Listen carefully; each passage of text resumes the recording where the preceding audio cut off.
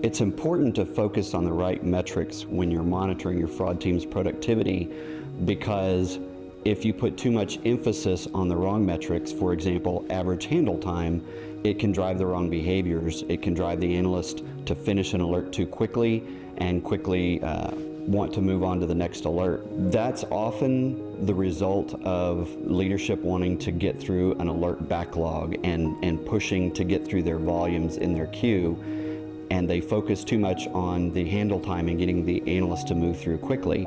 But it reminds me, there's a country song called Wildwood Flower, and it tells the story of a group of farmers who discovered cannabis growing on their farm. And the first couple of verses, they tell some of the funny stories of things that happened with their new discovery.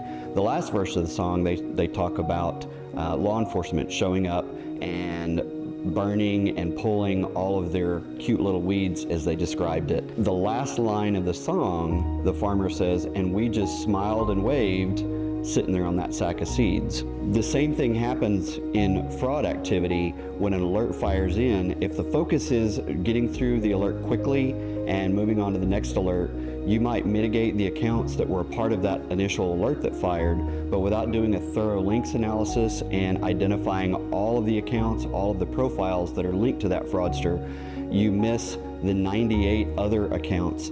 Basically, you've left that sack of seeds there for the fraudster to continue to take advantage of, which leads to future alerts and continued growth in your alert backlog, and also leads to continued losses. Another misclassification can be if you take an identity and you misclassify it as first-party fraud when it was actually identity theft. It can lead to a lot of negative downstream impacts for the consumer if they were in fact truly a victim.